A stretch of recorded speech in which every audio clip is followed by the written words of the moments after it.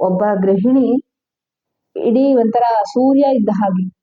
ಸೂರ್ಯ ಹೇಗೆ ಎಲ್ಲರ ಜೀವನದ ಸ್ಫೂರ್ತಿಯ ಶಕ್ತಿನೋ ಹಾಗೆ ಮನೆಯಲ್ಲಿ ಗೃಹಿಣಿ ಅನ್ನೋಳು ಸೂರ್ಯ ಇದ್ದ ಹಾಗೆ. ಅದನ್ನ ನಾವು ಅರ್ಥ ಮಾಡ್ಕೋಬೇಕು, ನೀವು ಅರ್ಥ ಮಾಡ್ಕೋಬೇಕು. ಹಬ್ಬ ಹೋಮ್ ಮೇಕಿಂಗ್ ಮಾಡಿ ಮಾಡಿ ಸುಸ್ತಾಗ್ಬಿಟ್ಟಿದೀನಿ. ಗೃಹಿಣಿ ಅನ್ನೋದು ಯಾಕಾದ್ರೂ ಮದ್ವೆ ಆದ್ನೋ, ಯಾಕಾದ್ರೂ ಮನೇಲಿದೀನೋ, ಮೊನ್ನೆವರೆಗೆ ಕೆಲಸ ಮಾಡ್ಕೊಂಡಿದ್ದೆ, ಖುಷಿಯಾಗಿದ್ದೆ, ಆರೋಗ್ಯ ಎಲ್ಲ ಕಡೆ ಓಡಾಡ್ಕೊಂಡು ಸಂತೋಷವಾಗಿದ್ದೆ, ಈಗ ಕೈಗೆ ಕಾಲಿಗೆ ಎಲ್ಲ ಬೇಡಿ ಹಾಕದಂಗ ಆಗೋಗಿದೆ ಅಂತ ಎಷ್ಟ್ ಜನ ಕನ್ಸುತ್ತೆ. ಇದನ್ನ ಪರಿಹಾರ ಮಾಡೋದು ಹೇಗೆ? ಈ ಒಂದು ಮನಸ್ಸಿನ ತಾಪತ್ರೆಯಿಂದ ಹೊರಗೆ ಬರೋದು ಹೇಗೆ? ಇಂಥ ಪ್ರಶ್ನೆ ನಿಮ್ಗಿದ್ರೆ ಇವತ್ತಿನ ಸಂಚಿಕೆ ನಿಮ್ಗೋಸ್ಕರ. ಇದು ಜೀವನ ಪ್ರಣತಿ ವಾಹಿನಿ. ನಾನು ನಿಮ್ಮ ಪ್ರೀತಿಯ ಲೈಫ್ ಕೋಚ್ ಶೀಲಾ ಭಟ್. ಪ್ರತಿ ಶುಕ್ರವಾರ ಗೃಹಿಣಿಯರಿಗೋಸ್ಕರ, ಮನೆಯ ಶಾಂತಿ ಸುಖಕ್ಕೋಸ್ಕರ ಹೊಸ ಹೊಸ ವಿಷಯವನ್ನ ಹೊತ್ತು ಬರ್ತೀನಿ. ನಿಮ್ಮ ಪ್ರೀತಿಯ ಲೈಫ್ ಕೋಚ್ ಶೀಲಾ ಭಟ್.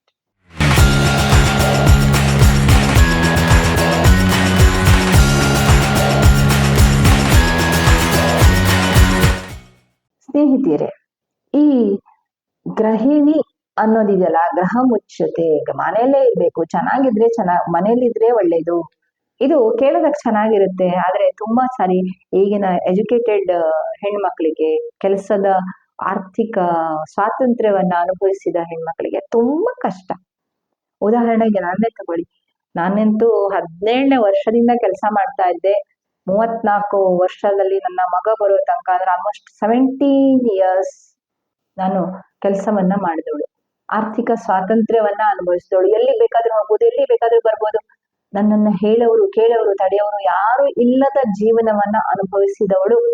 ಒಂದೇ ಸರಿ ಮಗ ಬಂದ ಹೊಟ್ಟೆಗೆ ಅಂತಂದಾಗ ಮನೆಗೆ ಕೂತ್ಕೊಬೇಕಾಯ್ತು. ಅಂತ ಸಂದರ್ಭದಲ್ಲಿ ಎಂತ ಹಿಂಸೆ ಆಯ್ತು ಗೊತ್ತಾ? You can't tell. ಅಷ್ಟು ಹಿಂಸೆ, ತರ ಡಿಪ್ರೆಷನ್ ಹೋದಾಗ ಆಗ್ಬಿಡ್ತು. ಆದ್ರೆ ಒಂದು ಖುಷಿ ಅಂತಂದ್ರೆ ಆ ಮಗ ಬಂದ ಸಂತೋಷ ಇರ್ತಲ್ಲ, ಆ ಸಂತೋಷದಲ್ಲಿ ನಾನು ಪ್ರತಿ ನಿಮಿಷ ನೋವು ಮಾಡ್ಕೊಳ್ಳೋ ಬದಲು ಹೊಸದಾಗಿ ಯೋಚನೆ ಮಾಡಿದೆ.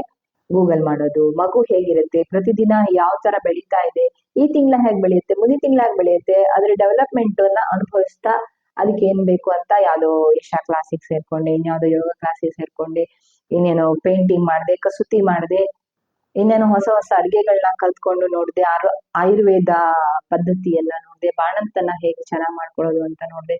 ಹೀಗೆ ಅರೇಂಜ್ ಮಾಡ್ತಾ ಬಂದೆ. ಈ ತರ ಏನೋ ಮಾಡ್ಕೊಂಡು ಅಂತೂ ಮಗು ಬಂತು. ಮಗು ಬಂದ್ಮೇಲೆ ಅಯ್ಯೋ, 1-2-3 ವರ್ಷ ಅಂತೂ ಉಸಿರಾಡಕ್ಕೂ ಪುರ್ಸೊತ್ತಿಲ್ಲ, ಆ ತರ ಪರಿಸ್ಥಿತಿ.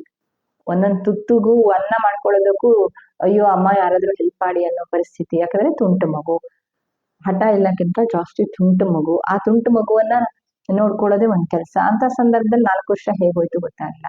ಇನ್ನು 3-4 ವರ್ಷ ಆದ್ಮೇಲೆ ಸ್ಕೂಲಿಗೆ ಹೋದ್ಮೇಲ ಅಯ್ಯೋ, ಬೆಳಗ್ಗಾಗಿದ್ದು ಗೃಹ ಕೃತ್ಯ ಎಲ್ಲ ಮುಗಿಸ್ಕೊಂಡು ಮನೆ ಕೆಲಸ ಮುಗಿಸಿ ಮಗನ್ನ ಸ್ಕೂಲಿಗೆ ಹೋಗಲ್ಲ ಅಂತ ಹಠ ಮಾಡೋ ಮಗು, ತಂತ್ರ ಮಾಡೋ ಮಗು, ಆಯ್ತಾ, ಈ ತರ ಎಲ್ಲ ಮಾಡೋ ಮಗು. ತಂತ್ರ ಅಂದ್ರೆ ನಾಟಕ ಮಾಡೋದು, ನಾನು ಹೋಗಲ್ಲ ಹಾಗೆ ಅದನ್ನಂತೂ ಇಂತೂ ಎಬ್ಸಿ ಮನೆ ಸ್ಕೂಲಿಗೆ ಕಳಿಸೋಷ್ಟರಲ್ಲಿ ಪೂರ್ತಿ ರಾತ್ರಿ ಎಲ್ಲ ಮನ್ಗಿ ನಿದ್ದೆ ಮಾಡಿ ಏನೇನೋ ಮಾಡಿ ಮೊಬೈಲ್ ನೋಡಿ ವಿಡಿಯೋ ನೋಡಿ ಮನ್ಕೊಂಡು ಶಕ್ತಿ ಪಡೆದ ದೇಹ ಮನ್ಸು ಎಲ್ಲ ಖಾಲಿಯಾಗಿ ಅಯ್ಯೋಯ್ಯೋ ಇನ್ನು 4 ತಾಸು ನನ್ಗೆ ಏನು ಮಾಡಕ್ ಬೇಡಮ್ಮ ಅಂತ ಹೇಳುವಾಗ ಆಗ್ತಿತ್ತು.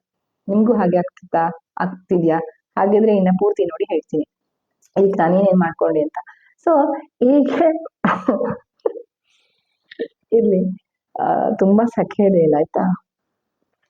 ಸೊ ಈ ತರ ಒಂದು ಪರಿಸ್ಥಿತಿ ಇರುತ್ತೆ ಹೆಣ್ಮಕ್ಳದ್ದು. ಈಗ 4 ವರ್ಷ ಸ್ಕೂಲ್ ಹೋದ್ಮೇಲೆ ಮತ್ತೆ ಗೃಹಿಣಿಯಾಗಿ ಮನೆ ನೋಡಿದ್ರೆ ಅಷ್ಟೊತ್ತಿಗೆ ಮೊದ್ಲೆಲ್ಲ ನೀಟಾಗಿರ್ತಿದ್ದ ಮನೆ ಈಗ ಯಾವಾಗ ನೋಡ್ರು ಹರಡ್ಕೊಂಡೇ ಇರುತ್ತೆ. ಎಲ್ಲಿ ನೋಡಿದ್ರು ಹರಗಣ. ಗ್ಯಾಸ್ ಕಟ್ಟೆ ನೋಡಿದ್ರೆ ಹರಗಣ. ಹರಗಣ ಅಂದ್ರೆ ಸಾಮಾನು, ಮನೇಲಿ ಎಲ್ಲಂದ್ರೆ ಎಲ್ಲಿ ಸಾಮಾನು, ಎಲ್ಲಂದ್ರೆ ಎಲ್ಲಿ ಬಟ್ಟೆ, ಅದೊಂಥರ ರೂಢಿನೇ ಆಗ್ಬಿಡ್ತು. ಇವಾಗ ಗೃಹ ಕೃತ್ಯ, ಗೃಹಿಣಿ ಅಂತಂದ್ರೆ ವಾಮಿಟ್ ಬರೋ ತರ ಆಗೋಯ್ತು. ಇಂಥ ಸಂದರ್ಭದಲ್ಲಿ ಹೇಗೆ ಆ ಒಂದು ಗೃಹಿಣಿ ಅಂತ ಆ ಒಂದು ತಲೆನೋವು, ಆ ಭಾರವನ್ನ ನಾನು ಇಳಿಸ್ಕೊಳ್ತಾ ಬಂದೆ. ಹೇಗಾಯ್ತು ಈ ಒಂದು ಬದಲಾವಣೆ ಅನ್ನೋದನ್ನ ನಾನು ಇವತ್ತು ಶೇರ್ ಮಾಡ್ತೀನಿ. ಇದು ನಮ್ಗೆ ತುಂಬಾ ಉಪಯೋಗ ಆಗುತ್ತೆ. ಸೊ ಈ ಗೃಹಿಣಿ ಅಂದ ತಕ್ಷಣ ನಮ್ಮಲ್ಲಿ ಒಂದು ಇದಿದೆ, ಏನು ಅಂದ್ರೆ ಕೆಲ್ಸಕ್ಕೆ ಹೋದ್ರೆ ತುಂಬಾ ಆರಾಮು. ಯಾಕಂದ್ರೆ ಮನೇಲಿ ಬೇಗ ಅಡಿಗೆ ಮಾಡಿ ಮಾಡ್ಬಿಟ್ರೆ ಅಲ್ಲೊಂದು ಹೊಸ ಪ್ರಪಂಚ ಇರುತ್ತೆ. ಅಲ್ಲಿ 4 ಜನರ ಹತ್ರ ಮಾತಾಡೋದು, ಬೇರೆ ಬೇರೆ ಹತ್ರ ಮಾತಾಡೋದು, ಹೊರ ಜಗತ್ತಿನ ಒಂದು ಇದರಲ್ಲಿ ಮನೆಗೆ ಬಂದಾಗ ಏನೋ ಒಂದು ಮನೇಲಿ ಕೆಲಸ ಮಾಡೋದಕ್ಕೆ ಹೊಸ ಉತ್ಸಾಹ ಇರುತ್ತೆ. ಆದ್ರೆ ಇಲ್ಲಿ 24 ಗಂಟೆ ಮನೆಯಲ್ಲೇ ಇರೋದಿದೆಯಲ್ಲ, 4 ಗೋಡೆಗಳ ಮಧ್ಯೆ ಆ ಟಿವಿಯನ್ನು ನೋಡ್ಕೊಂಡು, ಅಪ್ಪ ಅದೆಂತಹ ಗೋಳು ಅಂತ ಅನ್ಸುತ್ತೆ ಅಲ್ವಾ. ಇಂಥ ಸಂದರ್ಭದಲ್ಲಿ ಹೇಗೆ ನಿಮ್ಮನ್ನ ನೀವು ಕೋಪ್ ಅಪ್ ಮಾಡ್ಕೋಬೇಕು, ದಟ್ಸ್ ಅ ವಂಡರ್ಫುಲ್ ವಿಷಯ ಅಂತ ಅನ್ಸುತ್ತೆ. ಯಾಕಂದ್ರೆ ಒಬ್ಬ ಗೃಹಿಣಿ ಇಡೀ ಒಂಥರ ಸೂರ್ಯ ಇದ್ದ ಹಾಗೆ. ಸೂರ್ಯ ಹೇಗೆ ಎಲ್ಲರ ಜೀವನದ ಸ್ಫೂರ್ತಿಯ ಶಕ್ತಿನೋ ಹಾಗೆ ಮನೆಯಲ್ಲಿ ಗೃಹಿಣಿ ಅನ್ನೋಳು ಸೂರ್ಯ ಇದ್ದ ಹಾಗೆ. ಅದನ್ನ ನಾವು ಅರ್ಥ ಮಾಡ್ಕೋಬೇಕು, ನೀವು ಅರ್ಥ ಮಾಡ್ಕೋಬೇಕು. ಯಾವತ್ತು ಗೃಹಿಣಿ ಗೃಹ ಕೃತ್ಯ ಅಂತ ಅನ್ನೋದು ತುಂಬಾ ಹಿಂಸೆ ಕೊಡುತ್ತೆ ಯಾವಾಗ ಹೊರಗಡೆ ನೀವು ಜಗತ್ತನ್ನ ನೋಡಿದಾಗ. ಡೈರೆಕ್ಟ್ ಆಗಿ ಚಿಕ್ಕಂದಿನ ಮುದ್ದಾಗಿ ಬೆಳೆದು ಆಮೇಲೆ ಮುದ್ದಾಗಿ ಜೋಪಾನ ಆಗಿ ಬಂದು ಮನೆಯಲ್ಲೇ ಇರುವಂತಹ ಹೆಣ್ಮಕ್ಳಾದ್ರೆ ಅದು ಬೇರೆದೇ ಪ್ರಶ್ನೆ, ಯಾಕಂದ್ರೆ ಅದು ರೂಢಿ ಆಗಿರುತ್ತೆ. ಆದ್ರೆ ನೀವು ಹೊರ ಜಗತ್ತನ್ನ ನೋಡಿ, ಕಾಲೇಜು, ಕೆಲಸ, ಆರ್ಥಿಕ ಸ್ವಾತಂತ್ರ್ಯ ಎಲ್ಲವನ್ನ ನೋಡಿದ ಮೇಲೆ ಒಂದೇ ಸಾರಿ ನೀವು ಗೃಹಿಣಿ ಆಗೋದಿದೆಯಲ್ಲ, ಇದು ತುಂಬಾ ದೊಡ್ಡ ಕೆಲಸ, ತುಂಬಾ ಕಷ್ಟದ ಕೆಲಸ. ಇಂಥ ಸಂದರ್ಭದಲ್ಲಿ ಮಾನಸಿಕ ಪರಿಪಕ್ವತೆ ಮತ್ತು ಸಿದ್ಧತೆ ಬಹಳ ಮುಖ್ಯ. ಈಗ ನೀವು ಅರ್ಥ ಮಾಡ್ಕೊಬೇಕು, ಇದು ನಿಮ್ಮ ನೋಬಲ್ ಜಾಬ್. ನೀವು ಇಲ್ಲಿವರೆಗೆ ಯಾವುದೇ ಕೆಲಸ ಮಾಡಿದ್ರು ಅದು ನೋಬಲ್ ಜಾಬ್ ಆಗಿರ್ಬೋದು. ಆದ್ರೆ ಇದಕ್ಕೆ ಗೃಹಿಣಿ ಅನ್ನುವ ಈ ಕೆಲಸ ಇದೆಯಲ್ಲ, ಹೋಮ್ ಮೇಕರ್, ಇದು ತುಂಬಾ ದೊಡ್ಡ ಕೆಲಸ, ಪವಿತ್ರವಾದ ಕೆಲಸ, ಗೌರವಯುತವಾದ ಕೆಲಸ. ಇದನ್ನ ಮೊದಲು ಅರ್ಥ ಮಾಡ್ಕೊಳ್ಳಿ. ಎರಡನೇದು, ಇಲ್ಲಿ ಗೃಹಿಣಿಯ ಆದ ತಕ್ಷಣ ನಿಮ್ಮನ್ನ ನೀವು ಬಿಟ್ಕೊಡ್ಬೇಕಾಗಿಲ್ಲ. ನಿಮ್ಮ ಹವ್ಯಾಸಗಳು, ನಿಮ್ಮ ಕಲಿಕೆ, ನಿಮ್ಮ ಆಶೋತ್ತರಗಳನ್ನ ನೀವು ಬಿಟ್ಕೊಡ್ಬೇಕಾಗಿಲ್ಲ, ಬಿಟ್ಕೊಡಕೂಡುದು. ಅವಾಗ್ಲೇನೆ ನಿಮ್ಗೆ ಮತ್ತೆ ಸಮಸ್ಯೆ ಶುರುವಾಗೋದು. ಸೊ ನಾನೇನ್ ಮಾಡಿದೆ ಅಂತಂದ್ರೆ, ಗೃಹಿಣಿ ಆದ ತಕ್ಷಣ ಫಸ್ಟ್ ಮಾಡಿದ್ದೇನಂತಂದ್ರೆ, ನನಗೆ 2 ವೀಲರ್ ಬರ್ತಿರ್ಲಿಲ್ಲ, 4 ವೀಲರ್ ಬರ್ತಿರ್ಲಿಲ್ಲ. ಅದೆಲ್ಲ DL ಎಲ್ಲ ಮಾಡ್ಕೊಂಡು ಸರಿಯಾಗಿ ಕಲ್ತ್ಕೊಂಡೆ.